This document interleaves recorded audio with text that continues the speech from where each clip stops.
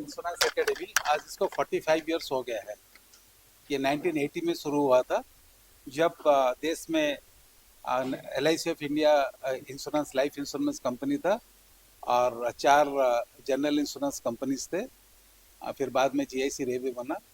तो लोग मिल करके इसलिए बना है कि जो इंश्योरेंस एक कॉम्प्लेक्स सब्जेक्ट है और समय समय पर जो इनका ऑफिसर्स है, मिडिल लेवल एग्जीक्यूटिव्स, उनको ट्रेनिंग के लिए ज़रूरत पड़ता है।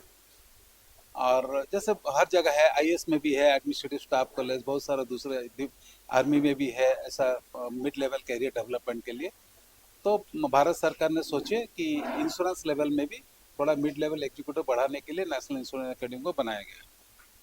उस समय भी जैसे एक LIC ने स्पॉन्सर किया था कि सर CD देशमुख के सेमिनार जो है वो हर साल NI में क्रिएट किया जाएगा।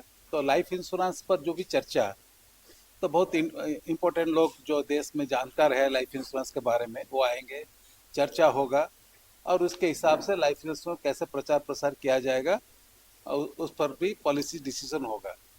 और ये चालू है कई सालों से। और जैसे ही 2000 में लिबरलाइजेशन हो गया तो और इसका और तेज़ी आ गया। फिर एक जब हमारे PGDM का स्टूडेंट्स आए 2004-5 से, तो उसमें भी और थोड़ा इसका बढ़ोतरी आ गया, क्योंकि स्टूडेंट्स रिसर्च में मदद करते हैं, कंट्रीब्यूशन करते हैं, जो प्रोफेसर्स है वो भी रिसर्च करते हैं।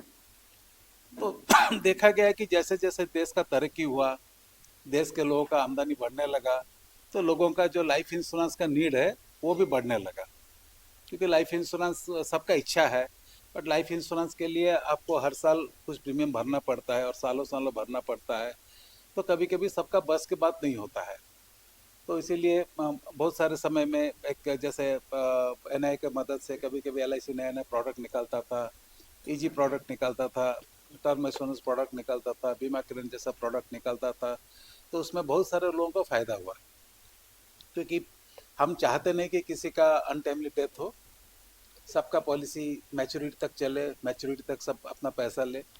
बट बहुत सारे लोग हैं, हम ना चाहते हुए भी एक्सीडेंट में हो, किसी ऐसा बीमारी हो, अनटाइमली डेथ हो जाता है। और हर लाइफ इंश्योरेंस प्रोडक्ट में जब एक्सीडेंट बेनिफिट कोई लेते हैं, उसमें एक परमानेंट डिसेबिलिटी का भी फैक्टर है।